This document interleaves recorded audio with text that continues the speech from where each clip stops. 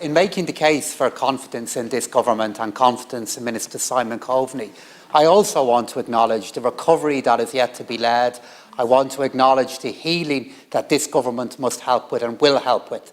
In making confidence for the efforts of Simon Coveney and the government, I acknowledge the work that lies ahead, work that this government is committed to doing. But let me deal with the charges that have been made against this government and against Minister Coveney this evening. The track record of this government, what we have achieved. Well, let's look at what that has been across the last number of months, while always acknowledging how much more we need to do.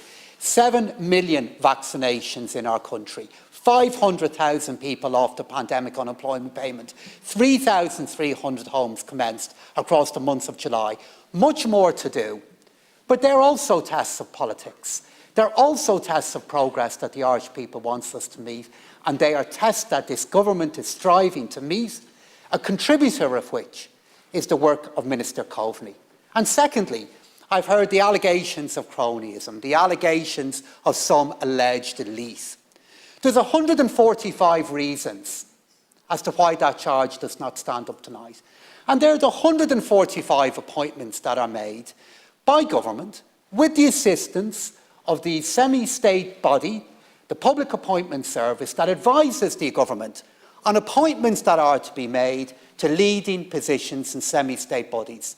The kind of organisation that was put in place to respond to the concerns that Deputy Howland has, that is implemented and overseen by this government. That's proper government. That's the way the government has made those decisions. And that leads on to the next point, the charges that are made against Minister Coveney. We have acknowledged, he has acknowledged what went wrong in that process. But as other deputies have said, when the long hours needed to be put in to defend our country on Brexit, when the long hours needed to be put in to put together the proposition that led to the backdrop, when a political crisis in our country, how we could respond to Brexit emerged, nobody did more. Nobody worked harder, with more integrity, with more patriotism, and with more competence than Simon Coveney. So if you are going to make the charge about a single point, and I hope all of you who are making this charge have records of perfection, unblemished records that you can stand over.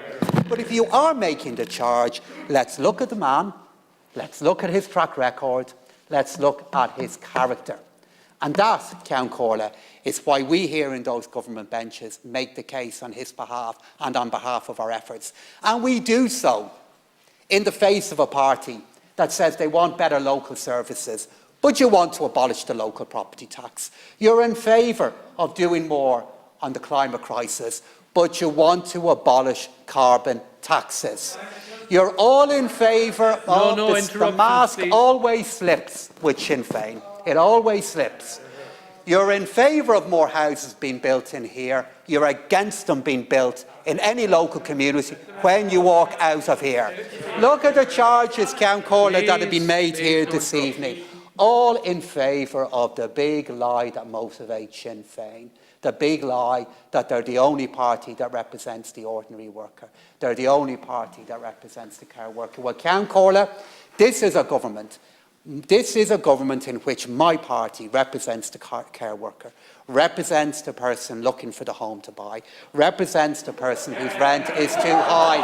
And we will do that work, Ceann Comhairle. We will do that work, Ceann Comhairle. Ceann Comhairle, Ceann Comhairle, Ceann Comhairle.